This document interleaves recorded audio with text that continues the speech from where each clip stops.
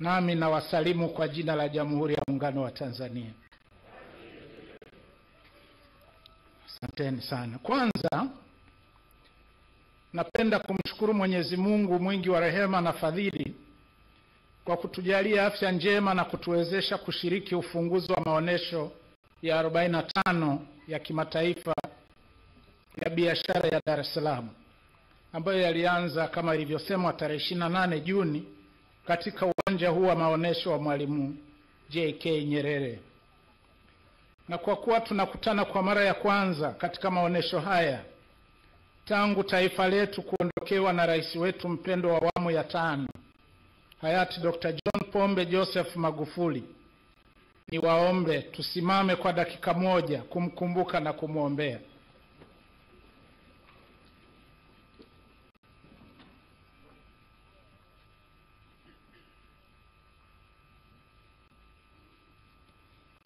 Raha ya milele umpe Bwana, na mwanga wa milele umwangazie. Apumzike kwa amani. Asanteni sana. Pili, napenda kukushukuru wewe Mheshimiwa Profesa Kitila Mkumbo, Waziri wa Viwanda na Biashara, lakini pia Mamlaka ya Maendeleo ya Biashara Tanzania TanTrade, kwa kumwalika Mheshimiwa Samia Suluhu Hassan, Rais wa Jamhuri ya Muungano wa Tanzania, kufungua maonesho haya. Mheshimiwa Samia Suluhu Hassan alipenda sana kuja kufungua maonesho haya, lakini haikuwezekana kutokana na majukumu mengine ya kitaifa alionayo huko Dodoma, na hivyo amenipa heshima ya kumwakilisha. Aidha, ninawapongeza kwa maandalizi mazuri sana ya maonesho haya. Hongereni sana. Lakini hasa ninawapongeza kwa ubunifu na mambo mapya ambayo mmekuja nayo, kama lile la kuja na mtao wa machinga, lakini pia mambo mapya ya matrela ambayo yametengenezwa nchini kwetu. Lakini kipekee napenda nitumie fursa hii kupongeza wewe Mheshimiwa Waziri pamoja na uongozi wa TanTrade na wadau mbalimbali wa sekta ya umma na binafsi kwa maandalizi mazuri sana ya maonesho haya. Nimejulishwa kuwa wizara nyingi zimeshiriki, ikiwa ni pamoja na Wizara ya Mambo ya Nje na Ushirikiano wa Afrika Mashariki, Wizara ya Biashara na Maendeleo ya Viwanda ya Serikali ya Mapinduzi ya Zanzibar na wizara nyingine. Ninawashukuru sana na ninazishukuru kamati mbalimbali ambazo zimehusika katika maandalizi ya maonesho haya, ikiwemo ile kamati ya maandalizi ya kitaifa, kamati ya ulinzi na usalama ya mkoa, pamoja na wadau wengine wote. Mheshimiwa Waziri, ndugu washiriki, wageni waalikwa, mabibi na mabwana, tumeambiwa hapa kuwa ufanisi wa maonesho haya umechangiwa na wadhamini mbalimbali, na mimi naomba niwatambue: Benki ya Taifa ya Biashara, kampuni ya simu za mkononi ya MIC Limited au Tigo na Vodacom, benki ya CRDB, Mamlaka ya Usimamizi wa Shughuli za Bima Tanzania TIRA, Shirika la Bima la Taifa NIC, Shirika la Magazeti ya Serikali TSN, kampuni ya Kings Lion, TANESCO, Azania Group of Companies, African Media Group, Unilever Tanzania Limited, LATRA, NSSF na Global Publishers Limited. Natumia fursa hii kuwashukuru sana wadhamini wote kwa jinsi walivyojitoa. Asanteni sana kwa kutuunga mkono. Lakini nitumie nafasi hii kutoa wito kwa makampuni na taasisi nyingine kuendelea kushirikiana na serikali katika kuhakikisha fursa zilizopo katika sekta ya biashara, viwanda na uchumi kwa ujumla zinatangazwa na kuendelezwa ili kupata masoko ya uhakika ndani na nje ya nchi yetu kwa ajili ya bidhaa tunazozalisha hapa nchini. Mheshimiwa Waziri na ndugu washiriki, nimefahamishwa kuwa jumla ya washiriki 3002 wameshiriki katika maonesho haya, na kati ya hao washiriki 2926 ni kampuni na taasisi za ndani ya nchi na kampuni 76 ni kutoka nje ya nchi.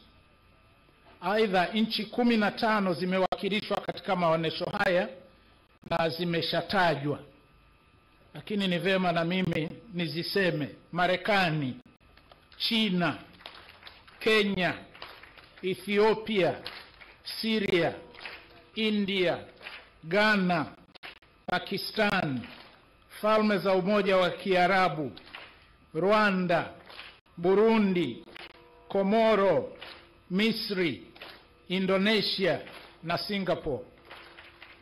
Hakika ushiriki huu ni mkubwa, hususan katika kipindi hiki ambapo dunia inakabiliwa na changamoto ya ugonjwa wa virusi vya korona. Lakini hii inadhihirisha ushirikiano na mahusiano ya kibiashara yaliyojengwa na serikali za awamu zilizopita na yanayoendelea kuimarishwa na serikali ya awamu ya 6 katika kuhakikisha kuwa nchi yetu inashirikiana na nchi nyingine katika nyanja mbalimbali na hasa katika kukuza biashara na uwekezaji. Na hivyo ninawapongeza sana washiriki wote wa maonesho haya kutoka ndani na nje ya nchi, maana bila ushiriki wao maonesho haya yasingekuwepo. Nawapongeza sana sekta binafsi na uongozi wa sekta binafsi. Kwa kweli hata salamu zilizotolewa na Bwana Francis Nanai wa TPSF ni ishara ya kuwa sekta binafsi ya Tanzania kwa kweli imezaliwa upya. Tuna matumaini makubwa sana na sekta binafsi ya Tanzania. Mheshimiwa Waziri wa Viwanda na Biashara, ndugu washiriki, wageni waalikwa, mabibi na mabwana, maonesho haya ya 45 pamoja na masuala mengine yameandaliwa mahususi ili kutoa fursa kwa wafanya biashara wa ndani na nje ya nchi yetu pamoja na taasisi mbalimbali kutangaza na kuonesha bidhaa wanazozalisha na huduma wanazozitoa. Sambamba na hilo, maonesho haya yana faida zifuatazo kwa washiriki na watembeleaji. Kwanza, yanatoa fursa ya kujifunza na kujionea mbinu na teknolojia bora za uzalishaji wa bidhaa na utoaji wa huduma zinazokidhi mahitaji ya walaji na viwango vya masoko ya ndani na nje. Lakini pili, yanatoa fursa ya kujenga mitandao ya kibiashara na kupata wabia wa kushirikiana nao kwenye biashara na uwekezaji ili kufikia malengo waliojiwekea. Lakini tatu, wenye viwanda na kampuni zinazouza bidhaa mbalimbali wanapata fursa ya kupokea maoni kutoka kwa wateja kuhusu ubora na bei za bidhaa ili waweze kuziboresha. Na 4, wazalishaji wa bidhaa wanapata fursa ya kukutana na taasisi na mamlaka mbalimbali za serikali kwa wakati mmoja ili kupata utatuzi wa changamoto mbalimbali zinazowakabili katika kuanzisha, kuendesha na kukuza biashara zao. Mheshimiwa Waziri na ndugu washiriki, nimefurahishwa na kauli mbiu ya maonesho haya ya mwaka huu inayosema uchumi wa viwanda kwa ajira na biashara endelevu. Kauli mbiu hii inalenga kutambua mchango wa sekta ya viwanda katika kuchochea uzalishaji kwenye sekta mbalimbali za kiuchumi ili kukuza biashara ya ndani na nje, kuongeza ajira na hivyo kuchangia katika ukuaji wa uchumi wa taifa letu. Ni ukweli kuwa ili tuweze kujenga uchumi shindani ni lazima tuwekeze katika ujenzi wa viwanda ambavyo vinatumia malighafi tunazozalisha hapa nchini, lakini pia kufanya uwekezaji kwenye sekta zinazochangia upatikanaji wa malighafi hizo ikiwemo sekta ya kilimo ili kupata malighafi za kutosha kwa ajili ya viwanda vyetu. Lakini vile vile lazima tuwekeze na kuelekeza nguvu zetu katika viwanda vinavyotoa ajira zaidi kwa vijana wetu na akina mama, maana hawa ndio tegemeo na nguzo kuu katika ukuaji wa uchumi wetu. Ndugu washiriki, mara baada ya kuwasili katika uwanja huu, nimepata fursa ya kutembelea baadhi ya mabanda na kujionea maandalizi makubwa yaliyofanyika. Napenda niseme kuwa nimevutiwa na kuridhishwa na maandalizi na namna kauli mbiu ya maonesho haya ilivyotafsiriwa kivitendo. Nimejionea washiriki kutoka katika sekta mbalimbali kama vile viwanda, kilimo, madini, mifugo, uvuvi, maliasili na utalii, teknolojia na ubunifu, pamoja na watoa huduma. Nimepata faraja kubwa sana kuona mihimili mikuu ya dola inashiriki maonesho haya, ikiwemo bunge na mahakama. Ushiriki wa Zanzibar pia unatia hamasa kubwa, kwani kuna bidhaa bora ambazo zinaweza kuuzwa ndani na nje ya nchi. Nimevutiwa pia na ushiriki wa Muhimbili Medical Center na Jakaya Kikwete Cardiac Institute, SIDO, wanawake kupitia EOTF, na Mama Mkapa na furahi yuko hapa. Lakini pia chemba ya wanawake, wafanyabiashara wasio rasmi, yani wamachinga, pamoja na mtaa wa wasanii. Hakika hii ni fursa ya kujifunza na kubadilishana uzoefu wa mambo mbalimbali, ukizingatia kuwa ujenzi wa uchumi wa viwanda unamhitaji kila mmoja. Kadhalika, nimeambiwa kuwa maonesho haya 45 yamekuwa na utofauti mkubwa kutokana na ubunifu na maboresho mengine ambayo yamefanyika, na lengo ni kuhamasisha ukuaji wa sekta ya biashara na viwanda nchini, na hasa katika kipindi hiki ambapo nchi yetu imeingia katika kundi la uchumi wa kati. Hongereni sana, lakini bado tunatakiwa kuwa wabunifu zaidi ili kupata mafanikio na maendeleo zaidi, na hii ndiyo maana halisi ya kauli mbiu ya serikali ya awamu ya 6 ya kazi iendelee. Na napenda niseme hapa, kazi iendelee na iendelee kweli kweli. Mheshimiwa Waziri na ndugu washiriki, lakini vile vile nimefurahishwa sana na ninapongeza ushiriki wa wamachinga kwa mara ya kwanza kama kundi rasmi la kibiashara. Mimi nafikiri hii ni hatua nzuri sana ya kutangaza biashara ya kundi hili ili hatimaye kuelekea kufanya biashara hizi kuwa rasmi. Na nimedokezwa kuwa wapo wadau wa sekta ya sanaa, michezo na utamaduni katika maonesho haya. Na sekta hii ni muhimu sana, na wote tunashuhudia namna inavyokuwa kwa kasi kubwa. Vijana wetu wengi wamepata ajira kupitia sekta hii. Na hivyo basi, kama ilivyoahidiwa kwenye ilani ya uchaguzi ya Chama cha Mapinduzi ya mwaka 2020 mpaka 2025, tunakusudia kama serikali kuikuza zaidi sekta hii, na hasa kuimarisha usimamizi wa masuala ya haki miliki ili wasanii waweze kunufaika na kazi zao.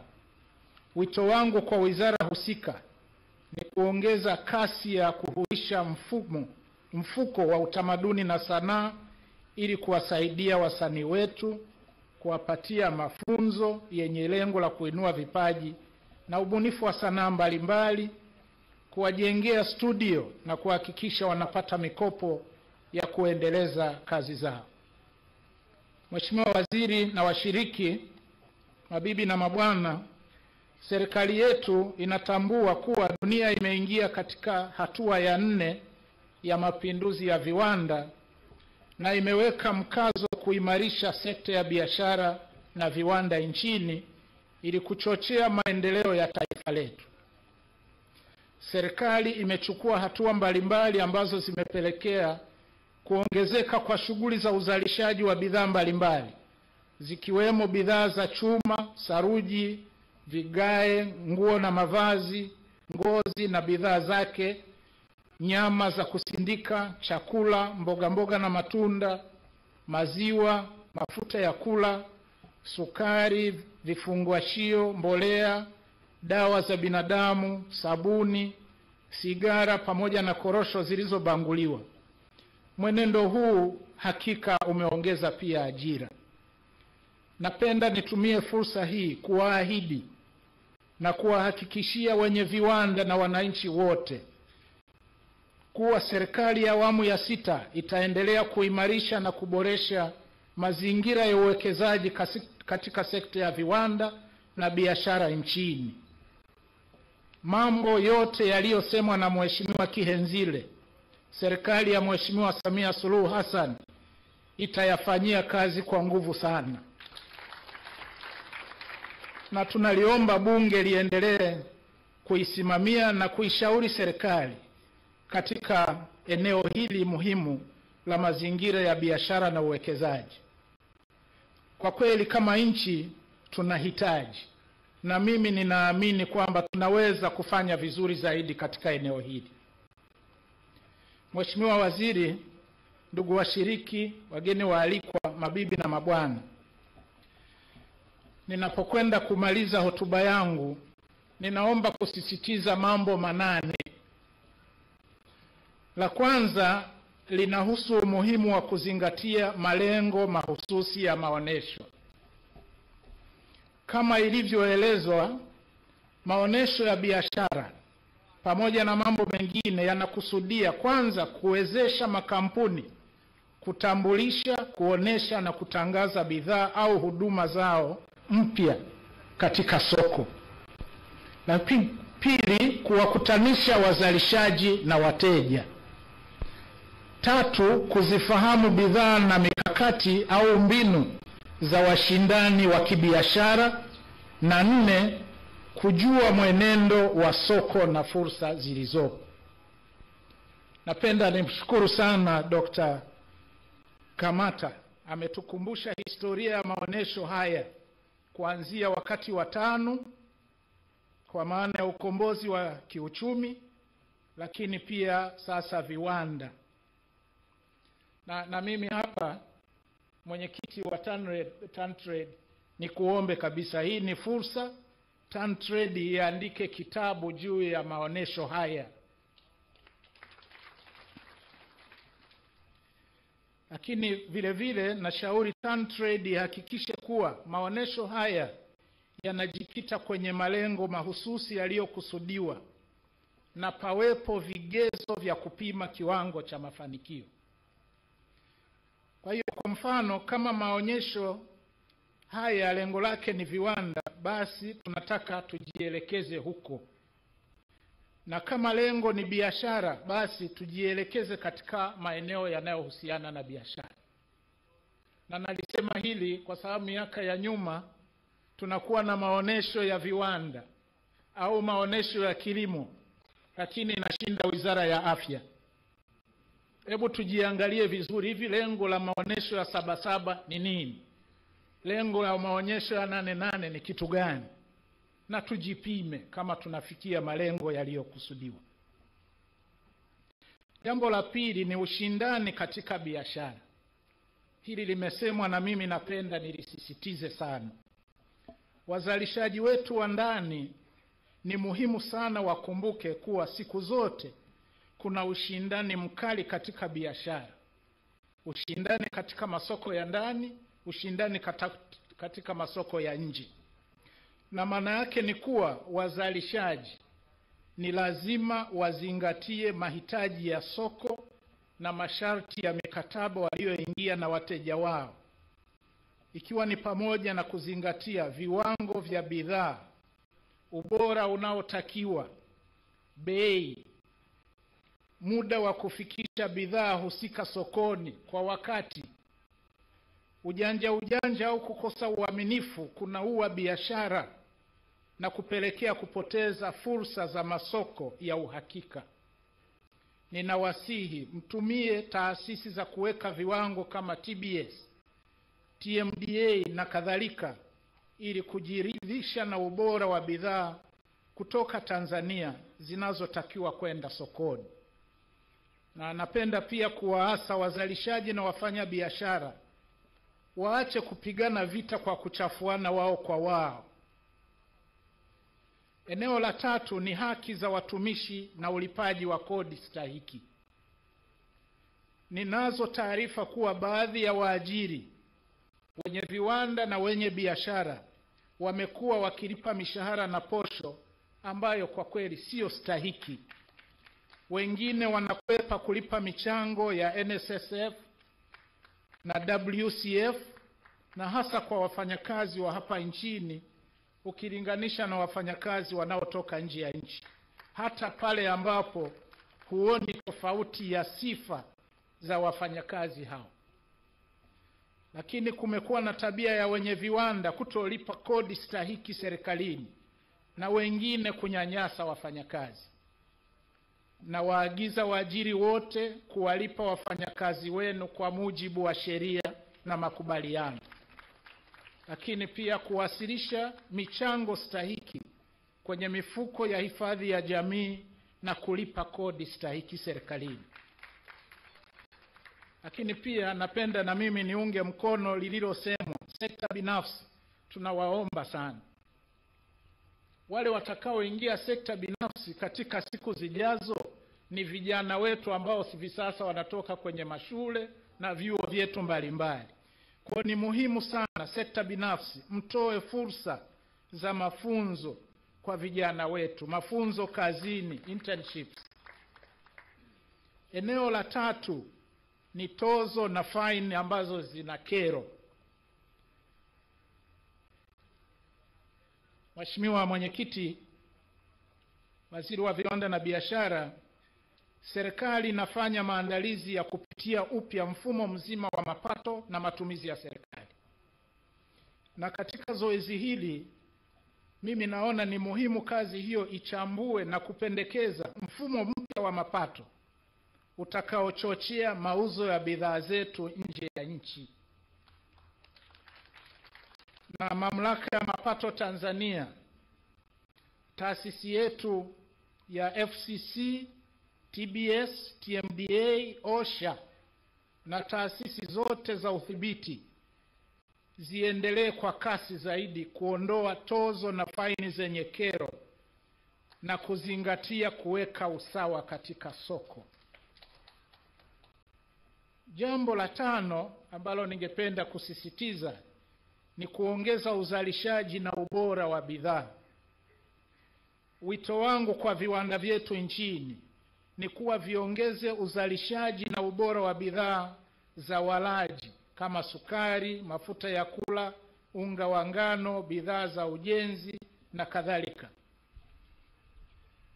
Mheshimiwa Waziri, ulisisitiza tuendelee na viwanda vya uzalishaji vinavyolenga kutosheleza mahitaji ya bidhaa za soko la ndani ili tujihakikishie kuwa tunakula na kutumia tunavyozalisha. Naomba nitumie fursa hii kuzitaka taasisi zetu zinazosimamia biashara na uwekezaji kuhakikisha kuwa zinaondoa urasimu na kuwezesha biashara na uwekezaji badala ya kuwakwamisha. Na kwenye hili nataka niwathibitishie na kuhakikishia kuwa Mheshimiwa Samia Suluhu Hassan, Rais wa Jamhuri ya Muungano wa Tanzania, na serikali yake ya awamu ya 6 haitaivumilia taasisi ya mtu yeyote ambaye atabainika kuwa kikwazo kwa wafanyabiashara na wawekezaji. Lakini napenda pia niahidi na kuhakikishia kuwa serikali itaendelea kuweka mazingira rafiki na wezeshi ili kuviwezesha viwanda vidogo sana, viwanda vya kati kukua na vile vikubwa kuendelea kuimarika na kufanya kazi kwa tija zaidi.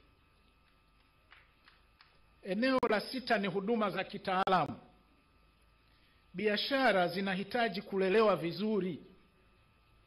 Hata ng'ombe hataweza kutoa maziwa kama tutaangalia upande mmoja tu wa kumkamua maziwa bila kumpatia malisho ili apate afya nzuri na atoe maziwa mengi zaidi na ya kutosha.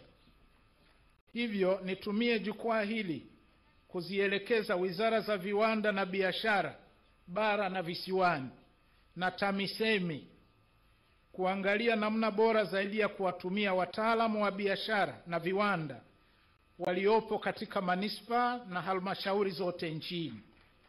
Na hii itasaidia katika ukuzaji na uendelezaji wa biashara na viwanda ili kutengeneza na kujenga uwezo zaidi kwa wafanyabiashara wadogo, wakati na wakubwa wajiendeshe kwa faida na kuchangia pato la taifa kikamilifu.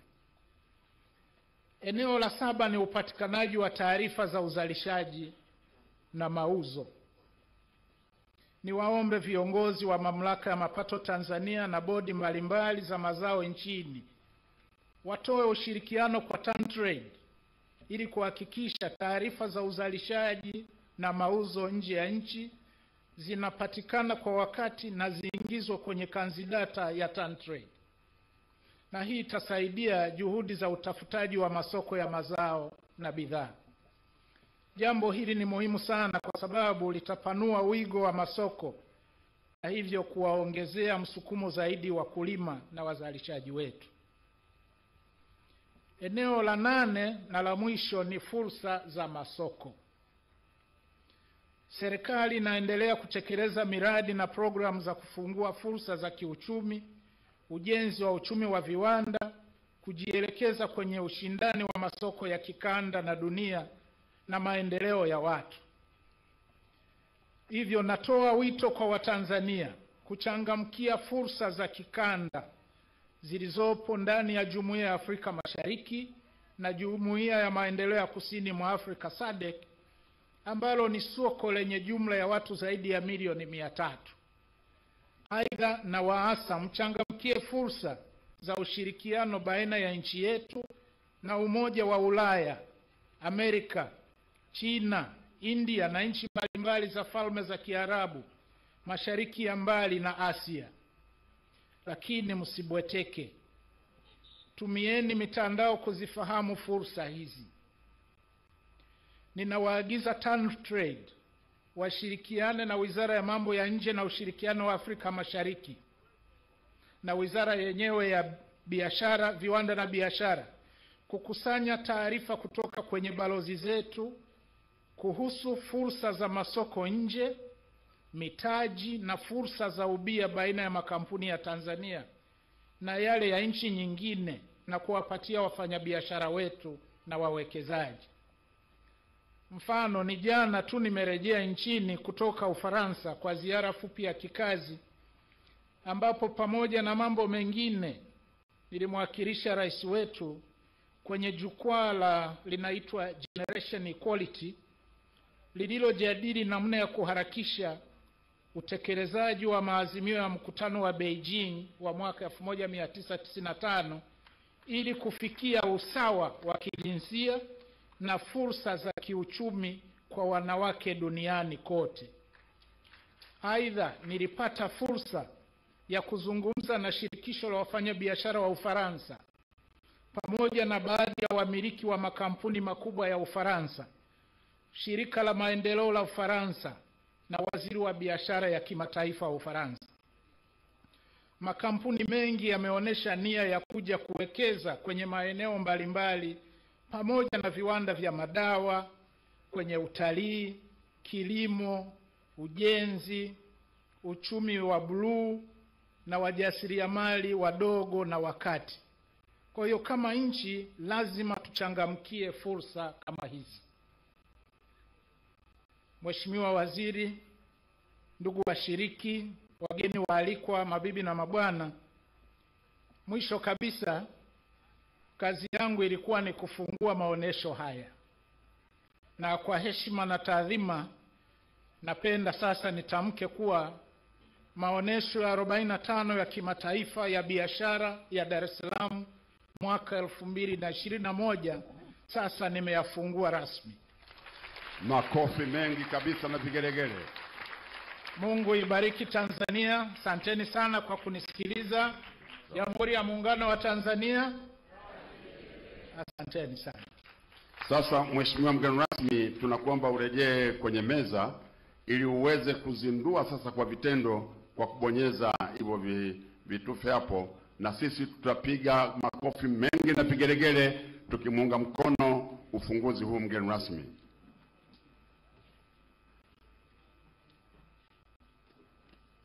Moja, mbili, tatu. Makofi mengi na vigelegele.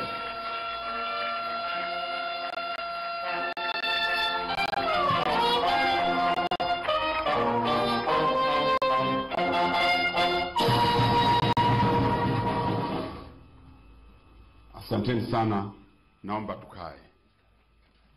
Biashara ya kimataifa ya Dar es Salaam yamezinduliwa na Makamu wa Rais Dr. Philip Mpango, ambaye amemwakilisha Rais Samia Suluhu Hassan, na hotuba yake nzuri imebeba mambo mengi ambayo yanalenga kuendelea kuboresha mazingira ya biashara hapa nchini, akiwa amepongeza washiriki mbalimbali kwa namna ambavyo wanaonesha bidhaa zao au teknolojia au huduma ambazo wanazitoa katika maeneo yao, zile ambazo wanazionesha hapa katika maonesho ya mwaka huu, na kuahidi kuwa serikali itaendelea kuhakikisha mazingira ya biashara yanakuwa bora. Sasa tusikilize kinachoendelea hapa. Aidha, kutakuwa na kikombe kwa mdhamini mkuu wa maonesho na tuzo kwa utumishi uliotukuka. Kwa hiyo Mheshimiwa mgeni rasmi, naomba sasa tuanze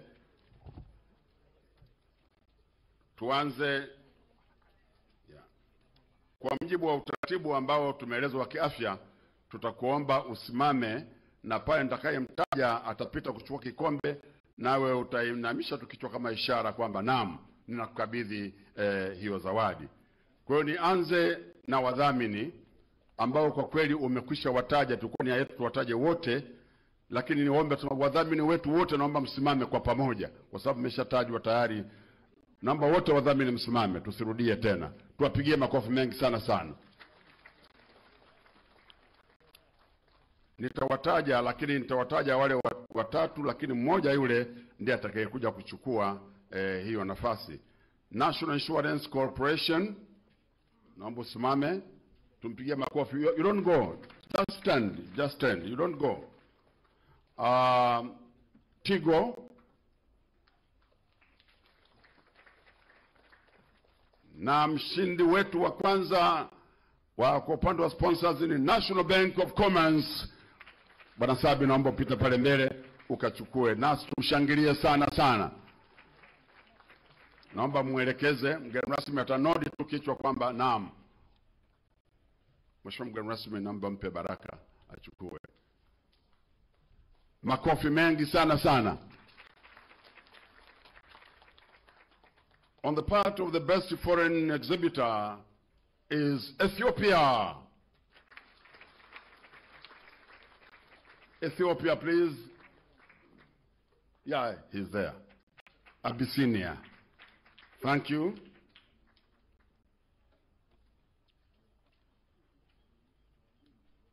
Just nod to His Excellency the Vice President. Yes, thank you very much.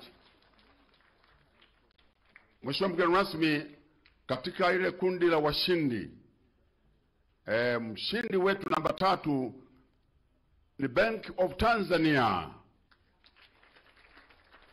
Wako wapi Bank? Governor yuko wapi? Naomba usogee kule mbele governor.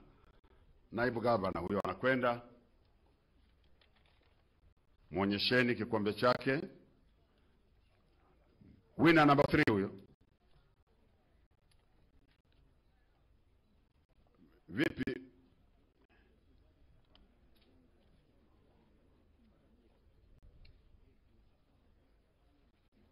Asante. Anamuonyesha pale mgeni rasmi, naye anasema naam, na ukibebe. Pigeni makofi mengi tafadhali. Mshindi wa pili ni Tanzania Commission for Sciences and Technology, COSTECH. COSTECH. Leo ni furaha kubwa kabisa. Washindi wengine wote watatangazwa wakati tunafunga maonesho haya.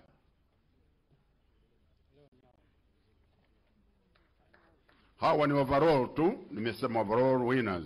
Asante sana. Na winner number 1, mshindi wa kwanza si mwingine ni State Mining Corporation, STAMICO. Wamethibitisha uwezo wao.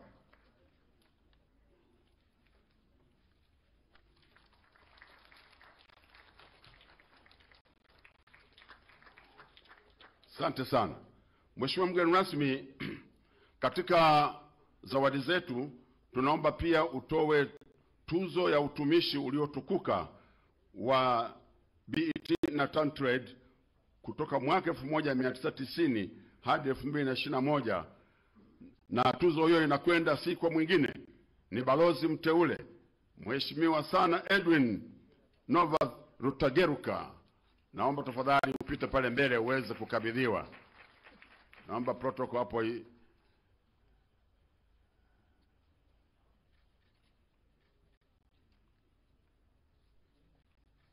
Sogea pale sasa kwa karibu kabisa ili upate baraka za mgeni rasmi. Naam. Makofi. Kwanza muangalie mgeni rasmi alafu mwambie ndio. Naam. Makofi mengi sana sana. Rutageruka, waitu kasinge, waitu kusima, congratulations. You are very fantastic. Miaka 31 ya utumishi. Mheshimiwa mgeni rasmi, tunaomba sasa kwa namna pekee ufanye kazi moja ambayo ni ya heshima. Zipo zawadi zimeandaliwa hapa kumbukumbu. Tunakuomba kwanza zawadi hii itakayoisema ni mkoba umpelekee Mheshimiwa Rais wetu, Mheshimiwa Samia Suluhu Hassan, Rais wa Jamhuri ya Muungano wa Tanzania. Naomba mkoba huo Mheshimiwa Rutageruka tafadhali, hebu uchukue. Naam. Huu tunakuomba umfikishie. Jamani, makofi na vigeregezi ya visikia. Lakini begi la pili, begi liende sasa kwa mume wake na Mheshimiwa Rais wetu, Mheshimiwa Samia Suluhu Hassan. Mheshimiwa sana Hafidh Amir anapata begi.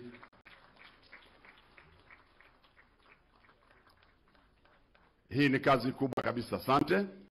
Sasa kwa namna ya pekee sasa namkaribisha mwenyekiti wa bodi ya wakurugenzi ili aweze kukupa kumbukumbu yako wewe Mheshimiwa mgeni rasmi, na nitaanza vile vile.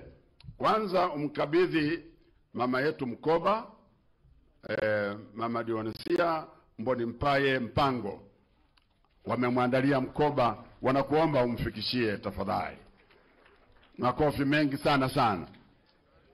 Mnakuwa uaminifu mkubwa. Naam, unapokelewa pale. Yupo kume mwenyewe. Tumpe makofi mengi na vigelegele. Hamkuniambia mapema. Samahani sana mama yetu. Lakini sasa mwenyekiti, naomba mkabidhi mwenyewe mgeni wetu rasmi, makamu wa rais Mheshimiwa Philip Isidori Mpango. Jamani, makofi mengi sana sana. Shukrani kubwa. Naomba sasa tukae. Mheshimiwa mgeni rasmi, baada ya kuifanya kazi hii, mimi binafsi na ina hakika na wote tulioalikwa wakiwemo Mheshimiwa mawaziri, makatibu wakuu, mabalozi na wageni wote, tumefurahia sana na tumefurahia siku ya leo. Hebu niwaombe sote tusimame na tumpigie makofi mengi kabisa tukimshukuru kwa kazi nzuri ambayo amefanya. Leo akina mama sijasikia vigeregere, kuna nini? Namna hiyo. Asanteni sana. Asanteni sana, naomba tukae. Mheshimiwa mgeni rasmi, sasa naomba tuhitimishe shughuli yetu kwa picha za kumbukumbu chache kabisa. Sasa niombe watu wa itifaki wanisaidie hapo, kwamba tutakao waita watasimama nyuma yake ili sasa. Naam, ndivyo ambavyo zoezi la utoaji tuzo limekamilika hapa na zawadi mbalimbali, na linafuata zoezi la picha kwa ajili ya tukio hili muhimu.